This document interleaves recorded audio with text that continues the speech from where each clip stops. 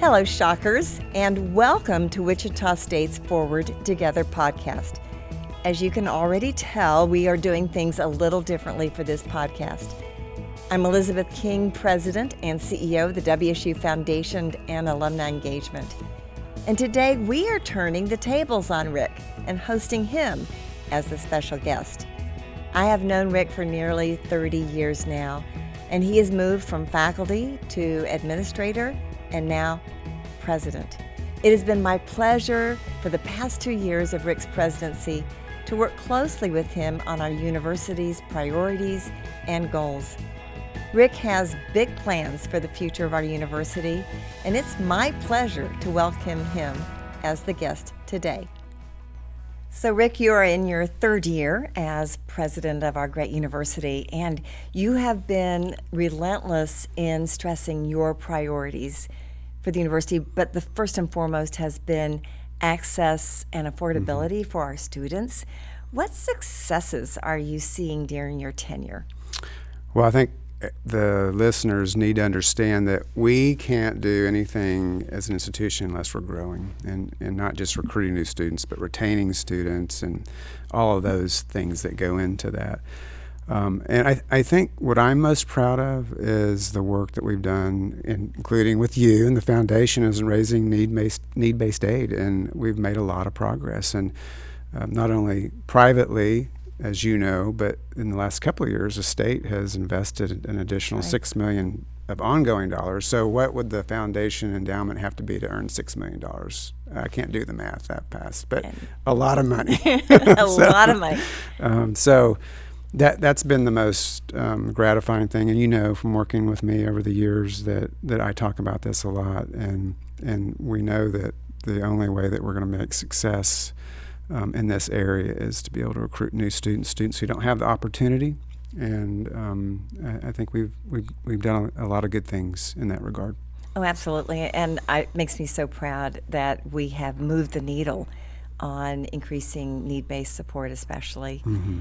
So you and I and all of our colleagues are very proud of the fact that our students graduate with jobs. Mm-hmm. It's a hallmark of Wichita State, mm-hmm. and always has been.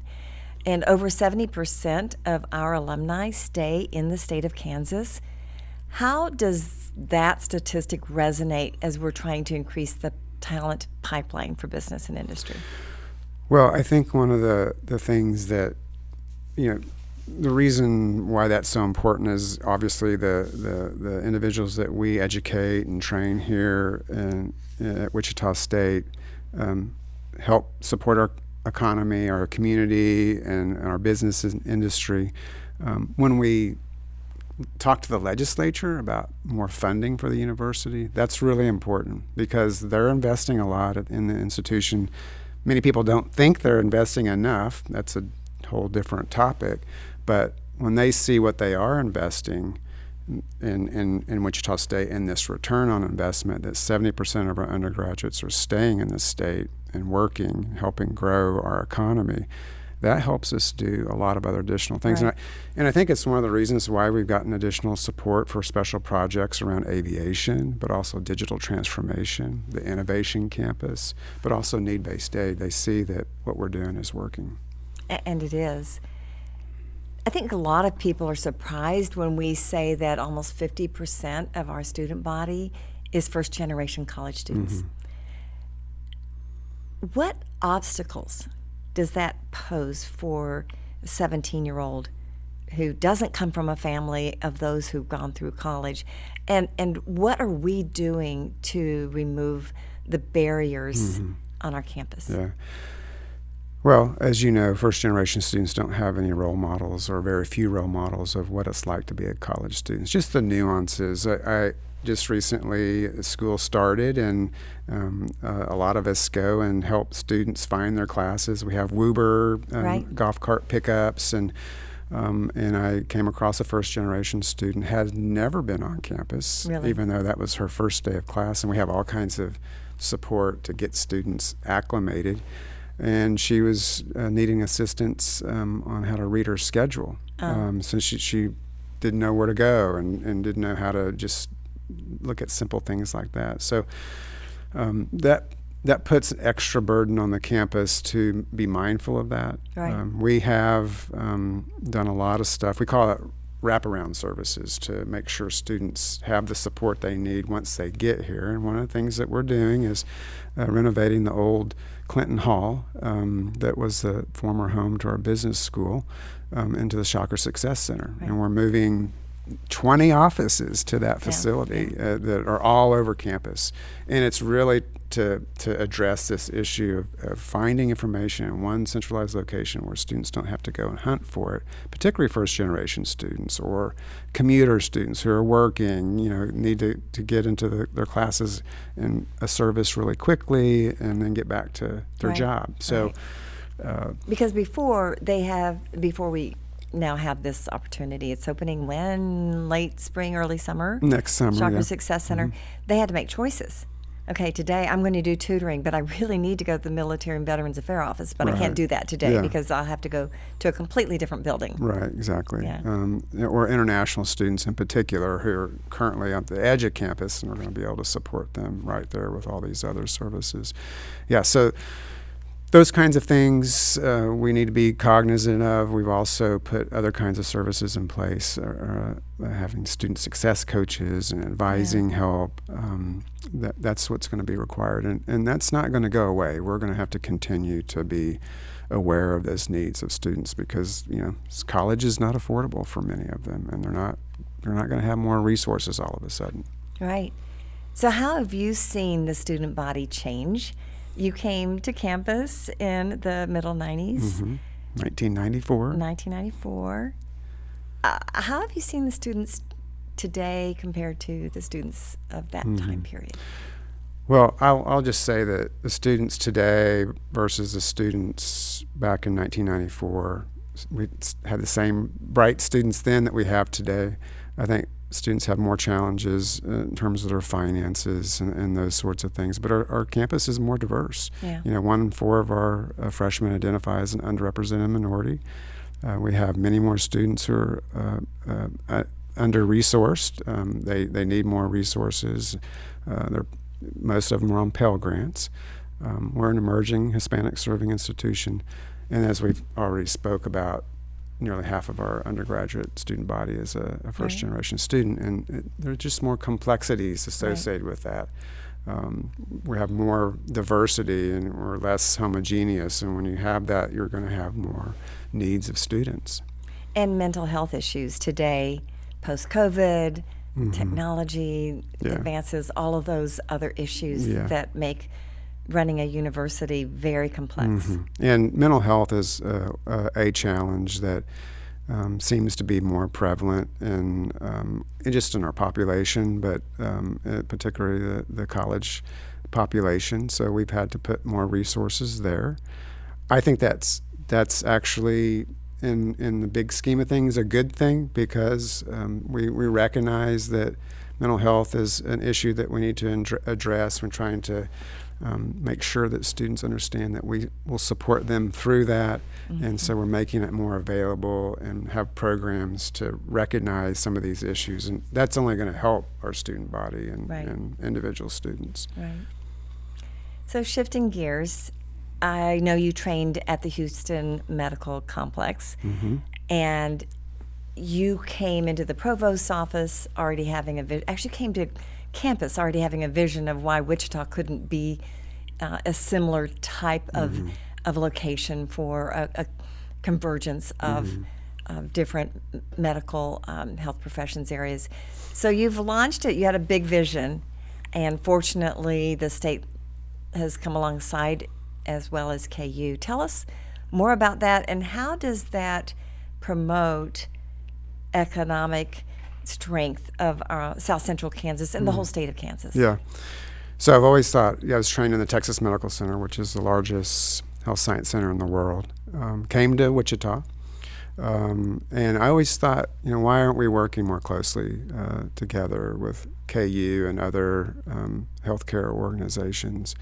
Kind of fast forward to COVID, or actually pre-COVID, started having conversations about that with the leadership at KU Medical Center in Kansas City. How could we bring all of our programs together in one facility so we could work more closely together in a true interprofessional way. It's proven in the literature that if you do that, if you train and educate people in that kind of environment, that improves patient outcomes because you bring in all the different necessary healthcare providers to help solve a patient problem. And you learn how to do that. Then COVID happened and kind of slowed down. But what happened during COVID was the federal government made available COVID relief dollars to help communities transition to a post-COVID environment. And healthcare was part of that. So we had this vision that we had developed and some goals and objectives already, and the state of Kansas got over $1 billion to help their communities adapt to COVID. And so we had that ready. We started lobbying the legislature really heavily, and they thought, yeah, this would be a good use of some of those dollars. So it's a $300 million project that brings together KU's School of Medicine, Wichita campus, their School of Pharmacy, Wichita campus, our College of Health Professions, and WSU Tech's health programs. Basically, the full pipeline of healthcare providers from the very entry level at WSU Tech all the way to postgraduate medical education. Really unique that WSU Tech is actually involved in this project. We have the initial funding to get it started, $205 million. We still have some funding to raise to fully complete it. We're hoping well, not hoping, we are going to break ground on that project probably around May, June 2024, and it'll be open in 2026. So transformational for the community, for downtown Wichita. So how many jobs, and what about increasing people who live downtown? Yeah. So we've done an economic impact study. It will create about 1,700 new jobs. Wow. It'll bring, I think, close to $200 million of new economic activity to the city. It'll also bring new housing to downtown. There'll be 3,000 students downtown that weren't there before. And it'll allow us to grow some of our programs and develop new programs. The cool thing about it is it's adjacent to our new culinary school at WSU Tech.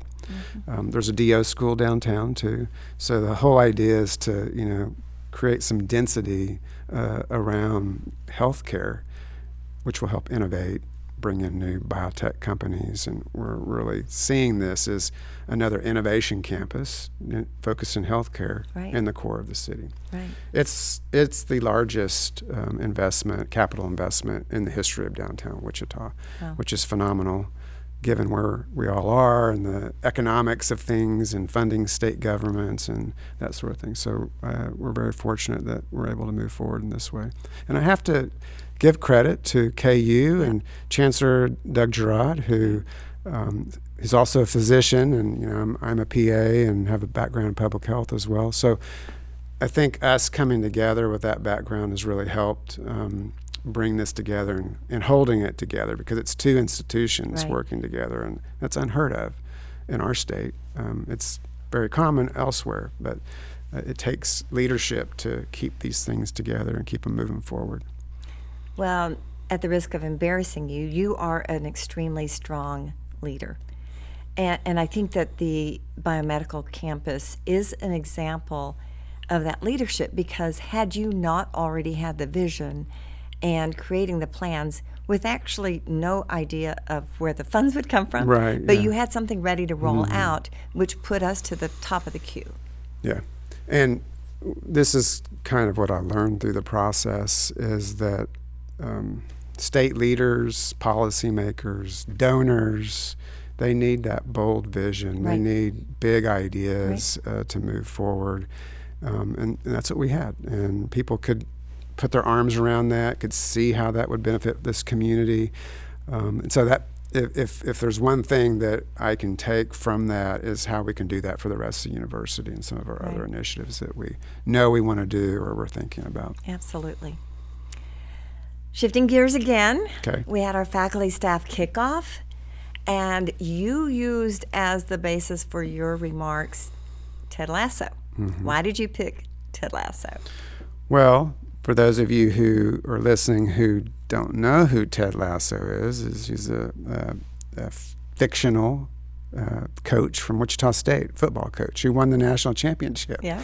And so I don't know. I think what resonates with me mostly about that show is the positivity that Ted brings to it, that Kansas nice, that Midwestern values. Just really resonates with me. I think many others. That's kind of who we are as an institution. And he just has so many inspirational things to share to get his team to do the right thing or win. And I just think it's a perfect shocker to feature in an event like that. And it's a really funny show. Very it entertaining is a really show. funny It's show. kind of quirky. With a very underlying serious message. Mm-hmm. Right. Yeah. So as we wrap up, a lot of people feel like they know you. You're very warm, you're very engaging, you make eye contact and really show you're interested in people. But they probably don't know just things about you. Mm-hmm. So I'm just going to ask you a few questions about you. Okay. I know that you and Rick Case, but Rick Case, your spouse, has a background in agriculture, and so he loves plants and flowers and all that. How does that love that he has demonstrate in what he does for Wichita State? Well, it's sort of an extension. When you're planting plants and you're nurturing them, you're watching them grow, it's the same thing with students. And one of the things that I think Rick has been really powerful for this institution is his care for students. And if he sees a student walking across campus, they look lost, he walks over there. Some students ask him questions about different things, and he tries to find the answer for them. He's calling Terry Hall, our Vice President for Student Affairs, all the time about where's this and where's that. He helped some students change a flat tire, and not changing it, he taught them how to do it, because apparently a lot of people don't know how to change flat tires anymore. So I don't. I don't know if I could do it easily. Probably could figure it out, but I'd have Rick to kind of help me with that. So he really sees the student body, the 17,000 students that we have on this campus, as his kids, and he talks about that a lot. And he relates that back to plants. So he'll be talking about plants that are growing in the garden. So here's the freshmen; they're just barely coming out of the ground. Here's the sophomores; they're getting a little bit taller. So he uses that as a teaching example of how to support students. So, of what you grow, or he grows, or just fresh vegetables, what I've heard, you like eggplant, which would be on my least favorite list. Do you really? I do like eggplant. I think it's good. I mean, the thing about eggplant, it can taste like anything you want it to taste like. So, we were recently in a restaurant at a meeting, and I ordered eggplant that was kind of made like lasagna. But I've had eggplant that, has Thai flavors or, other certain Asian flavors. So, and it's healthy. I just it's kind of meaty, and I like that aspect of it. I think I'll pass. It is a weird looking plant, or the fruit on it. So what is your favorite place on campus? I thought a lot about that over the years, because people have asked me that a lot of times. But really, I think the place that I see all the connections happening is the Radigan Student Center, and just the energy over there. Now that we've renovated that space, I'm really hoping that the Shocker Success Center further enhances that connection to the library, kind of creating a core of student support. I mean, that's where I see a lot of happiness. And students engaging with others. Right. I think that's important. And I love the fact that it's named after Jim Radigan, a very loved, longtime Dean of Students, Vice President of Student Affairs. Yeah, there's not a person, as you know, that I talk to, a donor, an alum, that doesn't know who Jim Radigan is. They either know him because they were in his office for the wrong reasons or for the right reasons. Yeah, but they know. Yeah. They know. So, very favorite campus tradition? Well, it's sort of a newer tradition. I wasn't obviously a graduate of Wichita State, so I totally value the traditions we have in the past around Shocktoberfest and Hippodrome. But we have a new tradition. It's going to be in its 10th year next year, and that's Clash of the Colleges. And that gets all the students together to have a friendly competition, fun competition in liberal arts and sciences college. They won it for the first time. So the deans get very competitive. Yeah, they do. Yeah. And they're involved in it too, and part of the competition. So it's just a good, fun time to see the students interact in a way that really all of the students don't have that opportunity. And this is right at the very beginning of the semester. So there's close to a couple thousand students who are showing up for that event. So I think our time is coming to a close, but as I think about everything you read in literature, actually, lately, Chronicle of Higher Education, Inside Higher Ed, the job of the president is very hard. Mm-hmm. There is turnover constantly now. In fact, just 10 years ago, the average tenure was 8 years. It's now down to less than 6 years, 5.6. When you need some support and you think about those presidents that came before you, can you think of a president that did something in our history that inspires you? Yeah, I have a lot of respect for all the presidents, but one of the ones that I always go back to is Harry Corbin. He was 32 years old when he became president back in 1949. And then he spent basically the rest of his time working to move this university into the state system. And that's just a real pivotal moment in time for the university. It's where we started to grow. We became a research institution because of that. I just admire that about him. I said, who could possibly be a president at age 32? And tackle that. So he's on the top of the list. Of course, President Baggs and President Bardo all played a role into where we are today in a significant way. And to who you are, too, here. Well, yeah. So, yeah. Well, thank you for letting me turn the tables on you and interview you. I'm going to turn the tables on you a little bit. I think we're done. No, we're not. So, I don't know if the listeners know this, but you're retiring at the end of this calendar year, first of the next calendar year after 32 years at the institution in various roles, all leadership roles. So what's next for you? I'm pondering this, and actually it's 32 years quasi in various leadership roles, but always CEO of the WSU Foundation. And so that's been my primary focus is philanthropy. I would like to explore the world of executive coaching. What gives me great joy right now is mentoring and coaching aspiring leaders. And I wish I'd had someone earlier in my career to come alongside me and help me navigate. And I would love to find an avenue for being able to do that. So I'm putting my toe into it right now and seeing if that's something I could do. I could totally see that. So you were the vice president for university relations. I may have some of these titles wrong when you first came here. The first female vice president at the university, first female president, CEO of the foundation. Worked at a time at the university when it was fairly new in the state system, relatively, and you're involved in all kinds of different activities. What are you most proud of in those roles, or not related to that role? What when you reflect on your time at the university, what is the thing that you're going to be most proud of? So I have worked with 6 presidents and 1 interim president. I guess I could count you twice as interim and as president, and 14 board chairs of the foundation. So I am kind of proud of being a flexible person to be able to manage and adapt.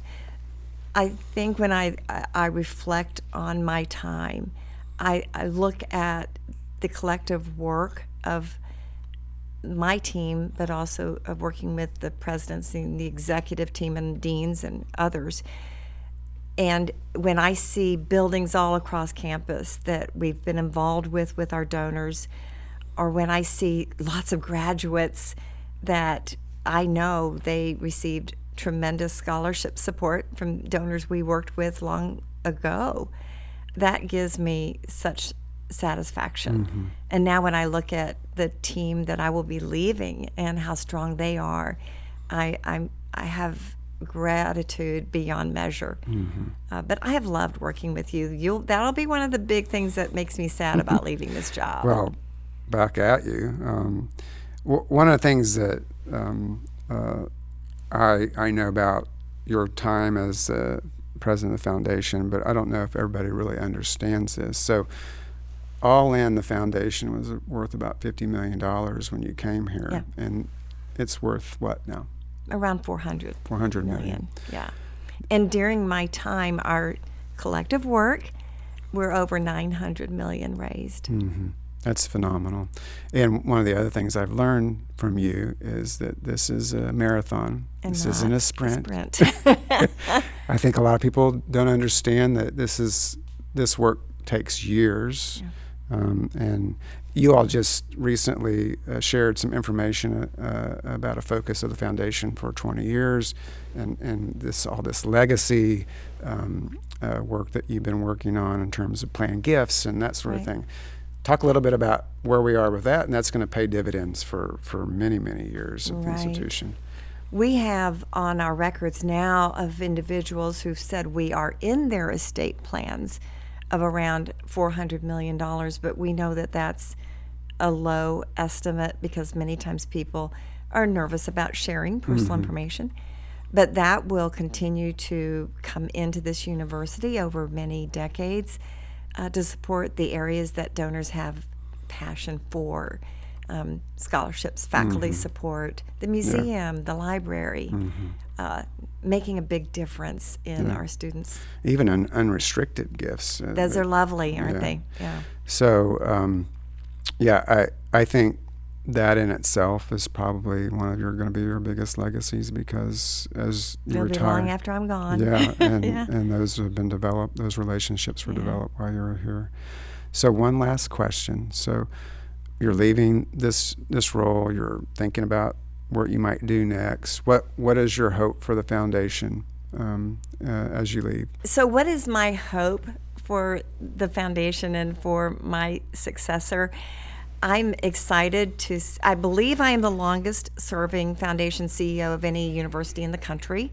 I was recently interviewed by the Association of Governing Boards, and that's what they confirm. And so it is giving up my baby to somebody. And I believe that, and you're on the search committee, I believe that an amazing person is going to come along and just take us to that next level. It's all ready. The table's been set. Now the next meal is going to get served, and great things are in store for this university, especially under your leadership. And you will partner with this person and just full speed ahead. Yeah.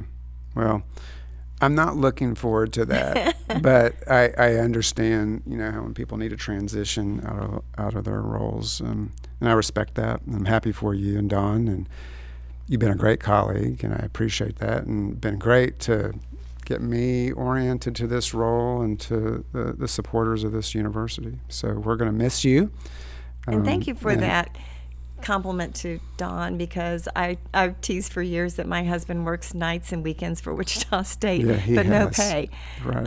And he has just been a super partner for me all this time. Yeah, he really has. We give Don a lot of credit and give him a pass when he doesn't. He doesn't show. But he's there most of the time. So, all right. Thank you. Well, I know we hadn't planned shifting the role around, but this is an opportunity to do that. And I didn't want to tell you, because then you would anticipate that and wouldn't want to do it. So Thank you. Take care. And thank you all for listening. And be sure to rate, review, and subscribe wherever you listen to the Forward Together podcast.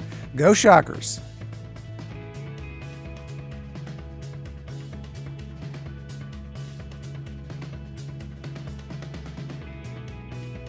Sponsorship for the Forward Together podcast is provided by Scott Rice Office Works and the Shocker Store.